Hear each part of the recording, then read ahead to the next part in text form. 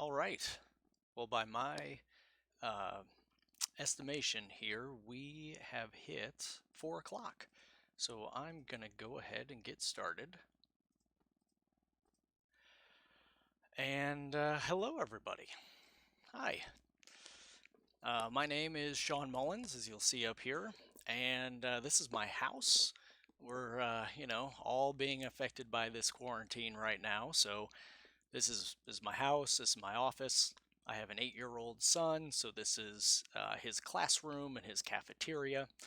And I have a little bit of a perspective of what all of you may be going through right about now.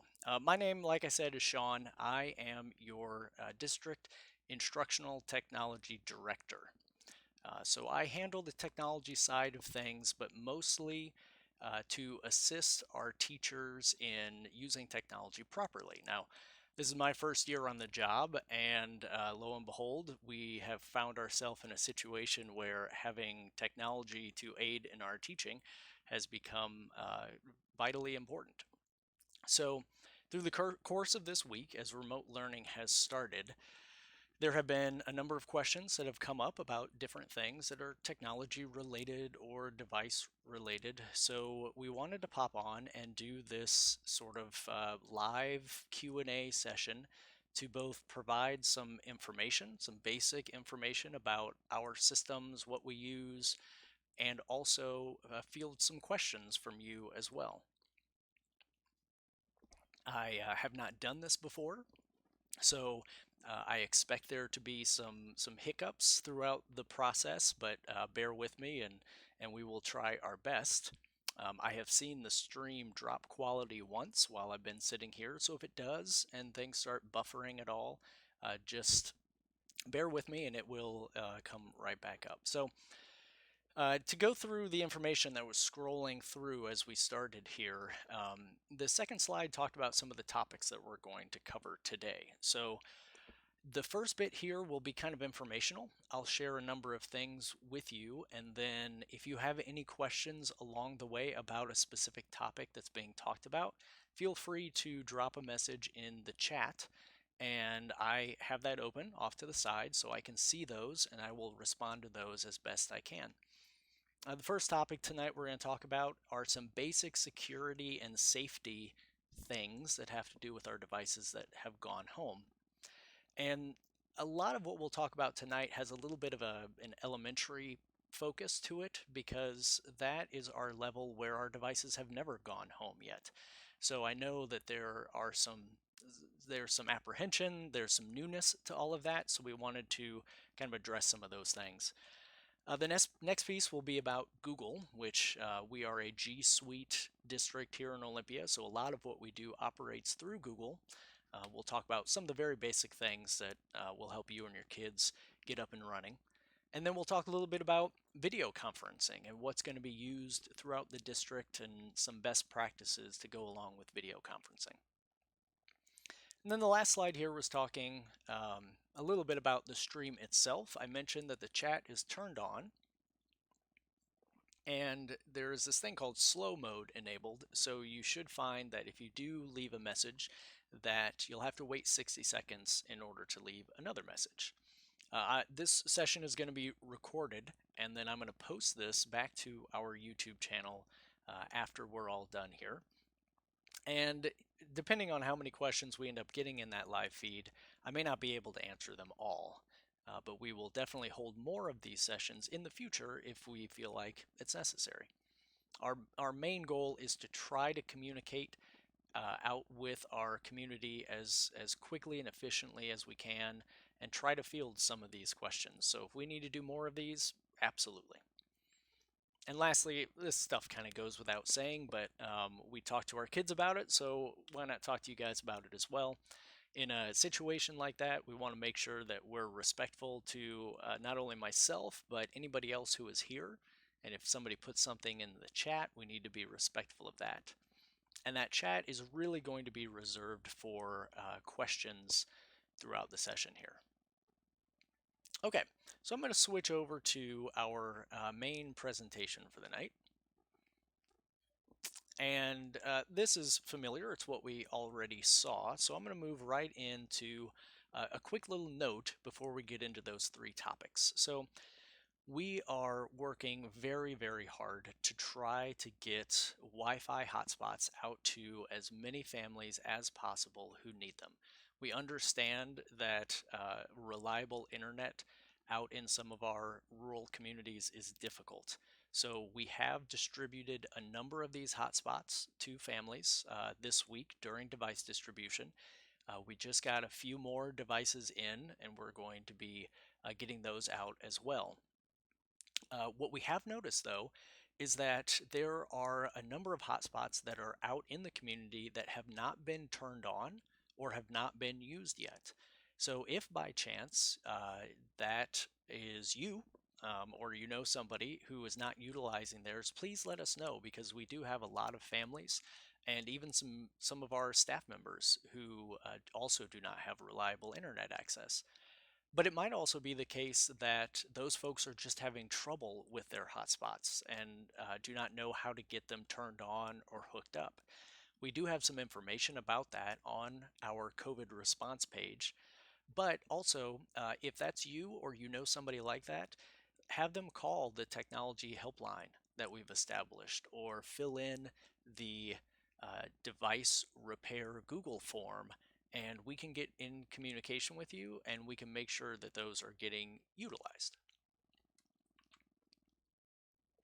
Okay, so the first thing we want to talk about tonight is a little bit of the basics of security and safety on those devices that went home. So to start with here, this is a more general piece.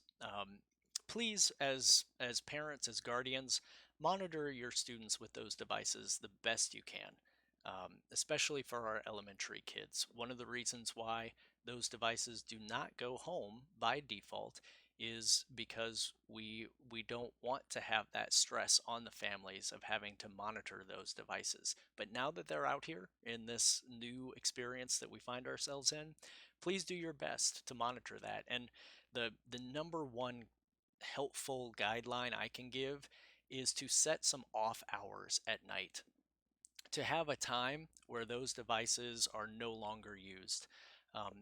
And I highly suggest to not allow those devices into the bedroom at night.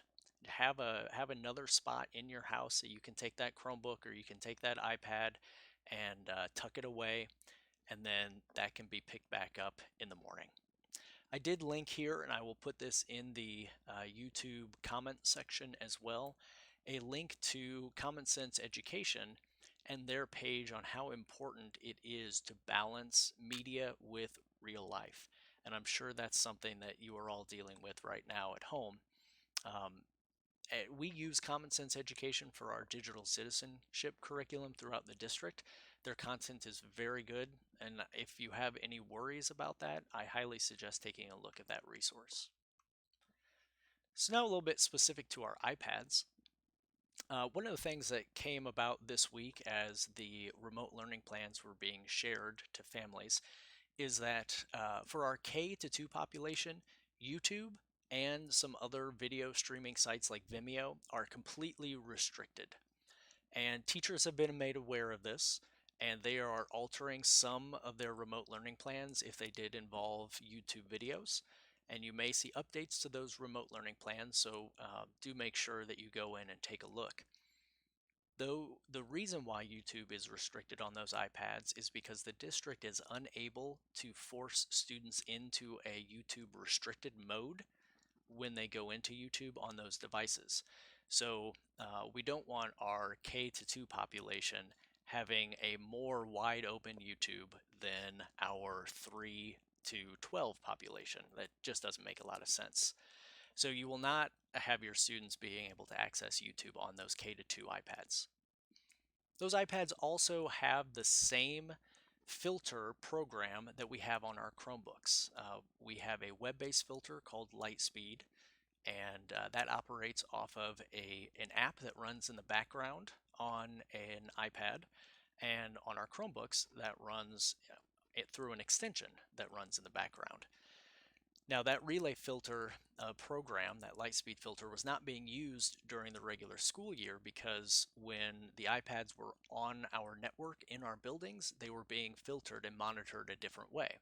So we are confident that those devices are being filtered, but that filter may not look identical to what it was when those devices were in our building. So to reiterate what I said before, please monitor your students when they're using those devices, set those off hours, and just have them using them for school-related activities. Chromebooks. A little bit about YouTube on our Chromebooks. They are forced into a restricted mode when they sign into YouTube on their Chromebooks. If you find that there are videos that teachers have shared with students on YouTube that they are unable to view, then please communicate that back with the teacher, and then that teacher knows how to approve those videos so that they can be viewed. I've gotten a number of those requests this week and have also reiterated with all of our teachers how to go through that process. If they cannot access a site at all, then they are going to get a web page that looks like this down here at the bottom. It'll have our name on it, and it will even tell you why that website is being blocked. That is coming from our light speed filter. And if they're getting blocked and they don't see this, if there's another error or another problem that's showing up, then it is not due to our district. It's not due to our district filter. It is something related to possibly your home network, or sometimes you'll see websites not load because of a weak internet signal, and you could come back to that in a little bit, and that site should load through. Again, if students are experiencing this type of a block on a website that a teacher has provided to them, just have them contact the teacher and they can contact the technology department and we can make sure to get that unblocked. All right, I'm going to pause for just 15 seconds or so, and if anybody has any questions about that section, please leave that in the chat and I will take a look. And then we'll get into Google here in just a moment.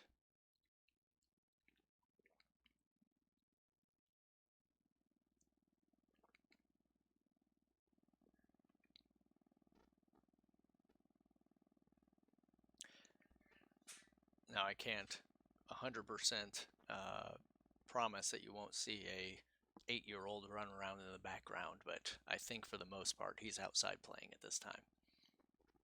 So I'm not seeing any questions in the chat for right now, so I'm going to move ahead and start looking at Google Basics here.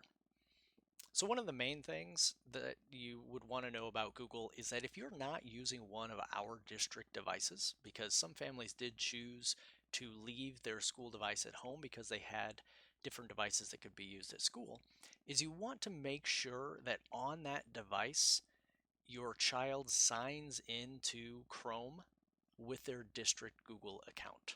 So if they have a Chromebook at home, that's great. They can sign on to the Chromebook with their district account. If you have a Windows or a Mac computer at home, you can open up the Chrome browser and you can go right to Google and then to this sign in page. When they sign in to a Chrome browser with their district credentials, it is going to make that Chrome experience nearly identical to what they would see if they opened up their Chromebook. This is important for things like YouTube, for example. They are not going to be filtered in YouTube unless they sign into YouTube with their district accounts. They're not going to be able to get into a Google Meet session, which we'll talk about a little later, unless they're signed in with their district Google account. So if you're not using a district device, this is extremely important. Next up, one of the most common things that your child is probably going to be using is Google Drive. Google Drive is a file system for Google, so it is a place that they're going to store all of their documents, all of their resources. What I want to do first is just show you a brief kind of demonstration of what this looks like from a student side, And then I'll talk about one of the most common things that your teachers may have your students do, and that is add media directly into Google Drive or Google Classroom and do that from their mobile device. So I'm going to switch over here to a student screen. And this is me signed in as my technology student account. And to get to Google Classroom, one of the simplest ways is to use this app checker that is up in the upper corner. And you'll see a wide variety of Google services here, but the one we're looking for right now is Google Drive, which is top and center for me. And now that I'm in my Google Drive, oh, here's a little screenshot of me. Hello. Now that I'm in Google Drive, you'll see that things are organized by folders. And here are just some loose documents that I have here. Students probably have already set up different folders, either for different classes or potentially different assignments within classes. Right from Google Drive, students can come over here to New, and they can make new folders. They can upload files to Google Drive, or they can create new documents, new spreadsheets, new Google Slides right here. If they go into this More area, that can create a few other types of things. The main one that your teachers may have them use is Google Drawings. Once they have files here and they're created, another common thing that teachers will have them do is share these documents. So if you right-click on any of the files in your Google Drive, you could do this with folders as well. One of the options that pops up will be Share. And from here, students can add other students to a document if they want to work collaboratively. They can also add teachers to that document as a way to share information back to the teacher.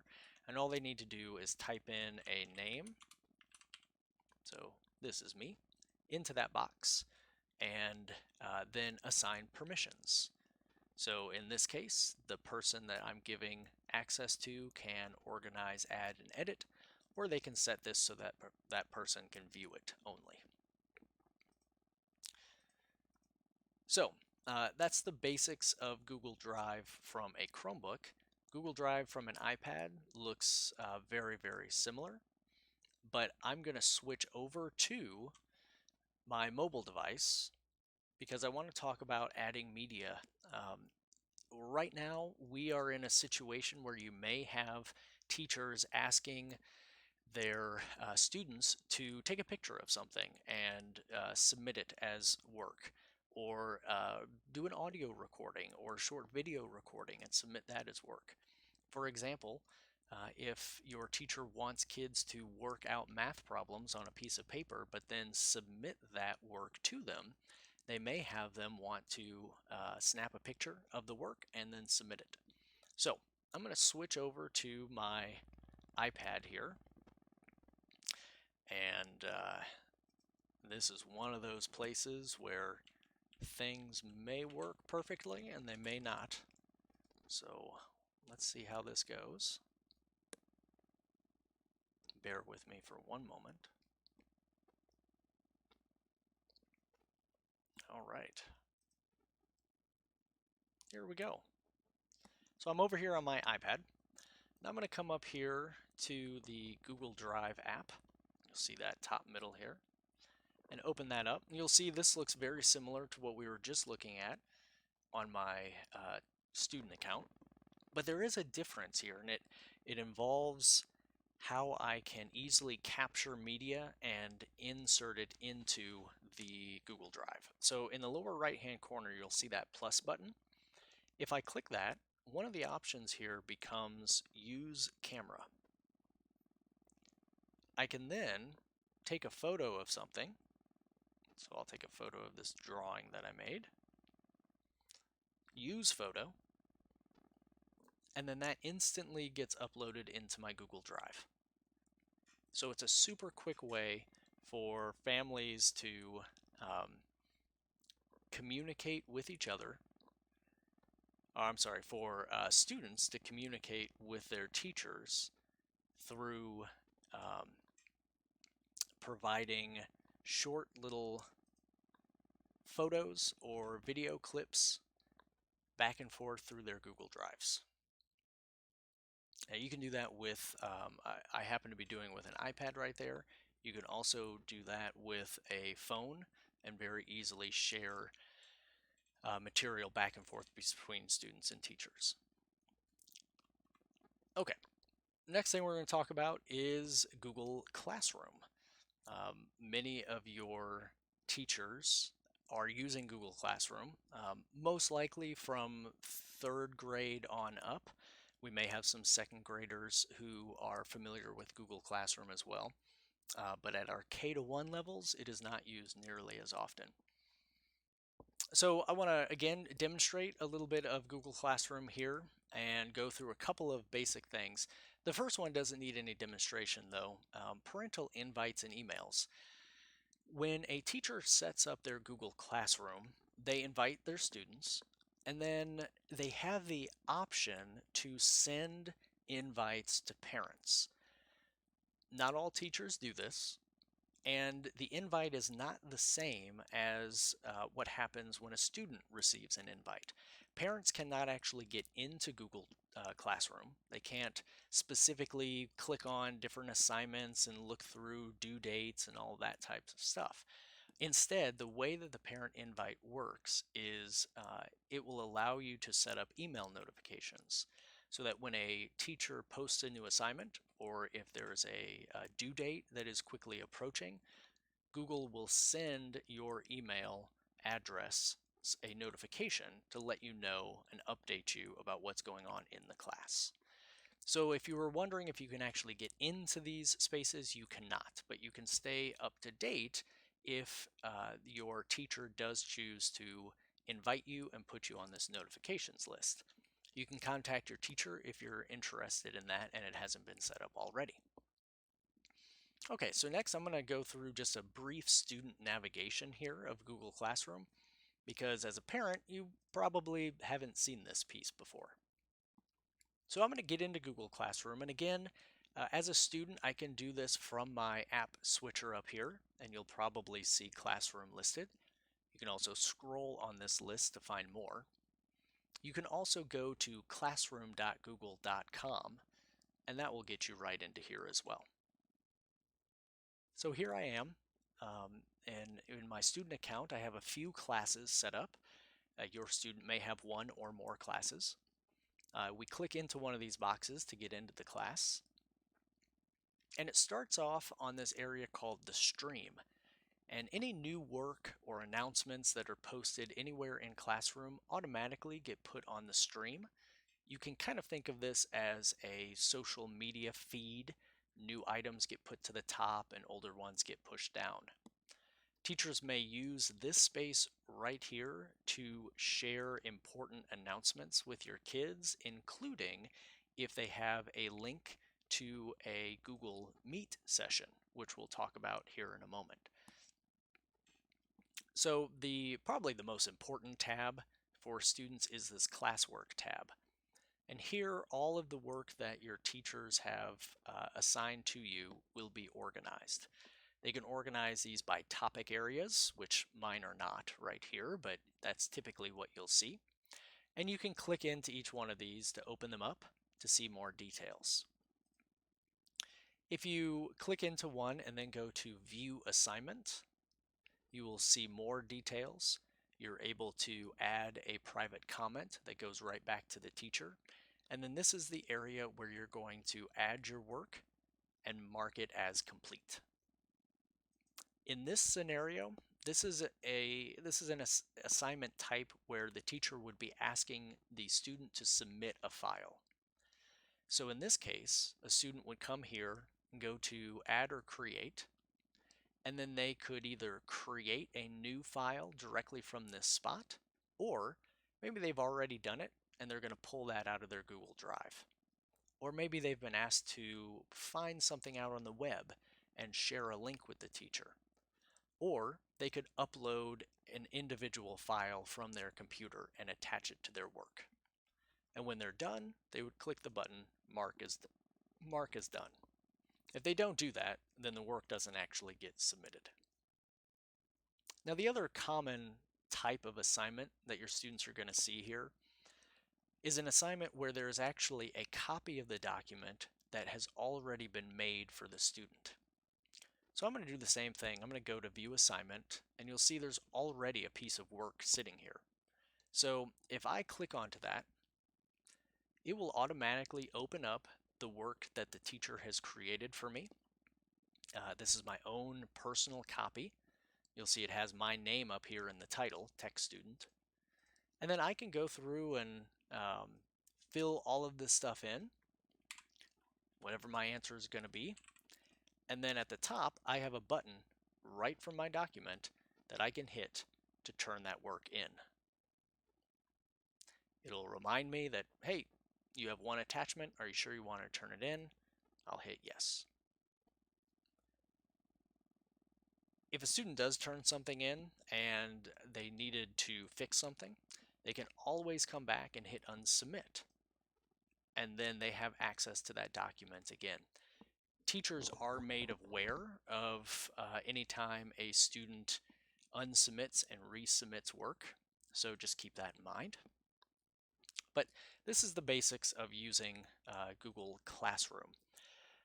Since I was on my iPad a moment ago, I'll also mention that if you access Google Classroom from a mobile device using the app, when you go into an assignment on the mobile app, you have the ability, I'm going to unsubmit this real fast, you have the ability when you hit add, again, to pull up that camera, and you could directly take a picture of a piece of work and turn it in from the mobile app.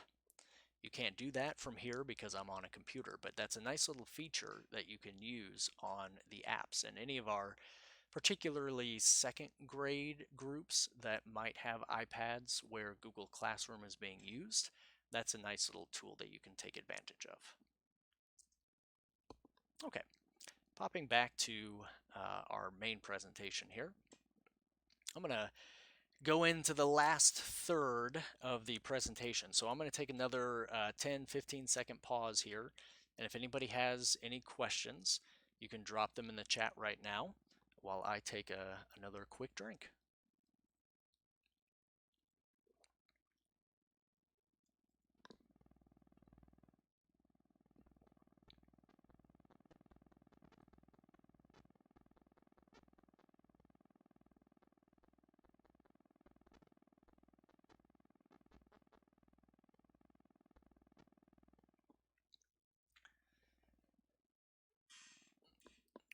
Okay, nothing in the chat. So I'm going to go ahead and keep moving forward with our video conferencing section here. So we are in a new era here, this remote learning era, and what we really want to be able to do is try our best to still foster a lot of those face-to-face communications that we do during a normal school day. And as we've gone through this week, our first week of remote learning, I have heard from dozens and dozens of teachers who say that things have not started feeling normal until they could see the faces of their kids and interact with them using one of these video conferencing platforms. So to that end, we had to decide which of these platforms we were going to support and use. We are a G Suite district, so we made the decision to really support Google Meet from K to 12 as our main video conferencing platform. Google Meet is part of our G Suite account. We have certain controls over Google Meet that we don't have on any other platform, so it really made the most sense. It also allows us to kind of streamline what you, our families, are dealing with so that you don't have to go out and attach yourself to a bunch of different video conferencing platforms. You can have a smooth and similar experience all the way from elementary through high school. That being said, Zoom, which you may have heard about recently in the news, is an option to be used from K to 2. And I'll talk about why that is an option in just a moment. But I'm going to start with Google Meet. So, the first thing I want to point out is on our COVID response page, which can be accessed through this quick link, we do have guidelines posted about using these video conferencing platforms. So I'm actually going to switch over to our website right now, which again, this is a one-stop shop for everything that we are communicating out about our remote learning plans and our COVID response. So I'm going to scroll down here to the technology section. And we have some general information here, some device information, and then we have a section that starts to get into talking about Google Meet and Google Chat. Google Chat is not a piece that we're going to talk about right now because we're kind of sticking with the video conferencing side of things, but if you want to see more about it, please read more here. But these student guidelines, they are so important. I'm going to go ahead and just talk about them real fast together. So number one, students should never, ever be in any sort of video conferencing session when a teacher is not present. Number two, students should always practice appropriate communication methods when using chat or Meet. So inappropriate language, screen sharing when they're not supposed to, those types of things are going to impact that learning opportunity that's going on and are not going to be tolerated. That kind of goes into our acceptable use policy, and this will link you directly to our student acceptable use policy. You want to make sure that they review that they know what they signed up for when they came to school in the first place, and all of those things still apply when we are in these remote learning situations. And then this last one, although a student does not have an ability to natively record one of these remote learning sessions, they absolutely should never record them using some other method. Right? So screenshotting things or using a phone to record what's going on, that should not happen at all. And then the rest of this section here goes through some specific things about Google Meet. And I encourage you to take a look at those as well, including a video that I put together specifically walking families through using Google Meet and Chat for the first time. So the next thing about Meet, and I alluded to this earlier when we were talking about Classroom, is that there will be a link to a Google Meet session that is shared with students. And what we have instructed our teachers to do is put that link in the Google Classroom page. The reason for that is it keeps the link in a very private place that only the students are going to be able to access. But and this sounds maybe counterintuitive, that link is still very easily accessible by all of the students and their teacher at any one time. So it logistically makes things very simple because the students have one place that they go to get in and out of those sessions. And on the back end, you'll notice down here, that activity can be monitored on our end because of the fact that Google Meets are part of our Google suite of products. So if a teacher uses one singular Meet session every time they meet with their kids, it's very easy for everybody involved, including us, to be able to go back and monitor that session. So if there's any inclination that students are in there when they should not be in there, we have the ability to go back in and check that. That's something that we could not do if we were utilizing another platform like Zoom. Speaking of Zoom, so why is this an option from K to 2? Well, one of the most difficult pieces about Google Meet with our littles is that you have to be signed into your district Google account in order to use Google Meet. And a lot of our K to 2 students have not done that yet. They certainly are not comfortable with their username and their password, even if they have been in there before. Zoom allows you to get into a session without having to sign into anything. That makes the process of meeting with those kindergarten classes far more simple for both the teachers and the families involved. Now, you may have heard about problems with Zoom recently, and I can assure you that the severity of that is being a little overblown. The most important thing about Zoom sessions is that the link into the session isn't publicly shared. And our teachers have been made aware to not share out those links on social media or something like that. They should be emailing those directly into you. They have also been instructed on best practices and guidelines to keep those meet sessions as locked down as possible. So if you are a K-2 family and you're going to be getting into a meet in the coming week, you may find that our teachers will start using waiting rooms where you'll enter into a separated space and then you'll be asked to join by the teacher. You may find that after a little while of that session being open, the teacher locks it so that nobody can get in the session at all.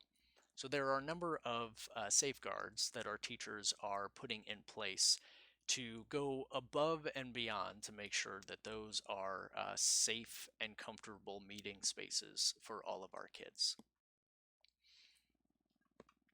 And that concludes my portion of the information that I wanted to share with you all. So again, I will wait a few moments and monitor the chat. And if anybody has anything they would like to ask, I am all ears and I will answer those questions to the best of my ability.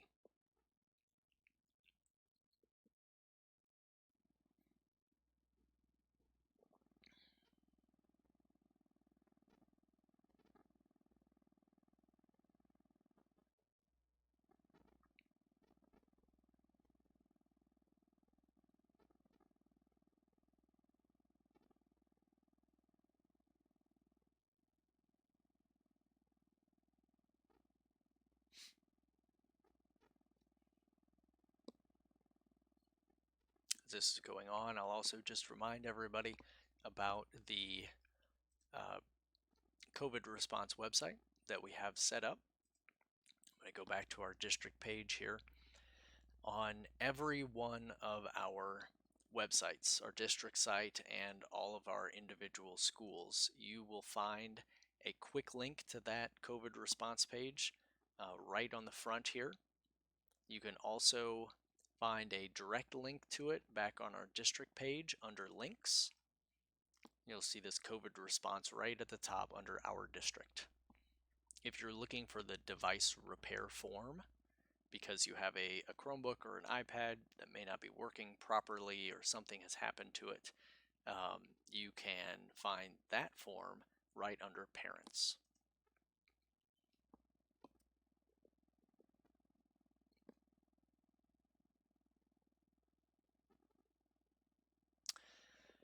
Well, I haven't seen anything else in the chat now. I believe we have covered everything that I wanted to share for now. I will be posting this recording and sharing this out later so that other people who are not able to attend will be able to watch this as well. But I just want to say thank you. This is it's a stressful time for kids, for adults.